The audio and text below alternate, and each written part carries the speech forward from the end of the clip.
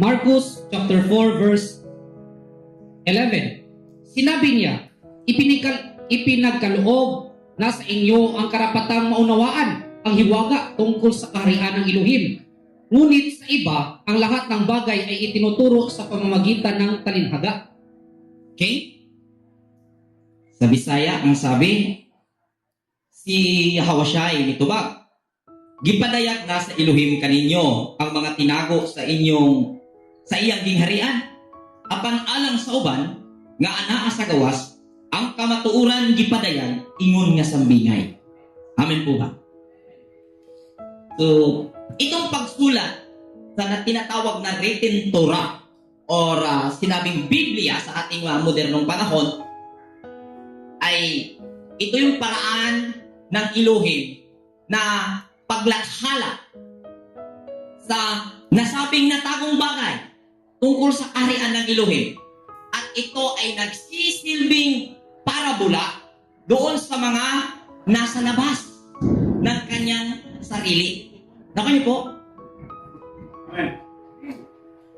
Ang mensahe ng Elohim, ang sinabing Torah, written Torah, nagmula ito sa oral Torah, doon sa mga taong banal na pinagkatiwalaan ng Elohim, pinagkatiwalaan ng Yahweh para ihayag ang hiwaga ng karunungan. Sinulat nila ang nasabing oral Torah at naging written Torah. At dito naging hayaga na ilathala na ang kanyang natagong karunungan tungkol sa kaharian. Pero sa mata ng mga nasa labas ng kanyang pagiging kawangis ng Elohim, hindi po siya nasa loob ng kanyang posisyon bilang nilikha ng Elohim ayon sa kanyang wangis, itinuturing nilang parabola, itinuturing nilang hiwaga pa rin at mahirap unawain ang kasulatan.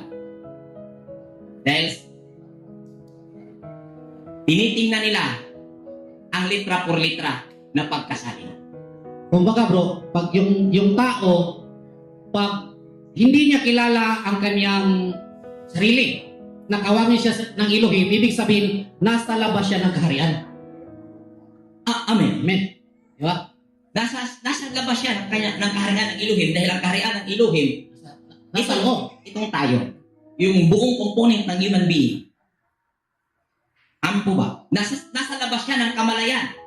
Huwag kayong makikiisa sa karamihan sa paggawa ng masama o sa paghadlang sa katarungan. Kung ating titingnan, ang Exodus history, ito ay history ni na Moises at ng mga Israelita. At alam po natin lahat, ang mga Israelita ay descendant ni Abraham mula sa hanay ni Pilim. Mula kay Shem sa susunod na chapter ng Genesis chapter 11.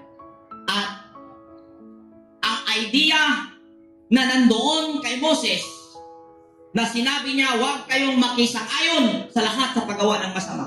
Ipapairal ang justisya.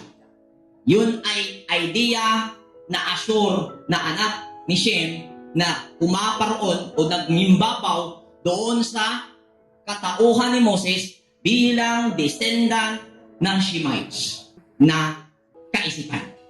Dahil si Moses, ayon sa natalakay kanina sa Exodus chapter 3, nagpakilala ang Elohim sa kanya, ako ang Elohim ng inyong mga ninuno.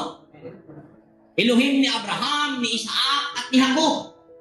Ayon pa ni Brother Alban kanina, ako ang pag-uugali ni Abraham, ni Isaac, at ni Jacob. Gayon, ang pag-uugaling iyon ang pinakinggan ni Moses at kanyang iminungkahi sa mga Israelita sa journey.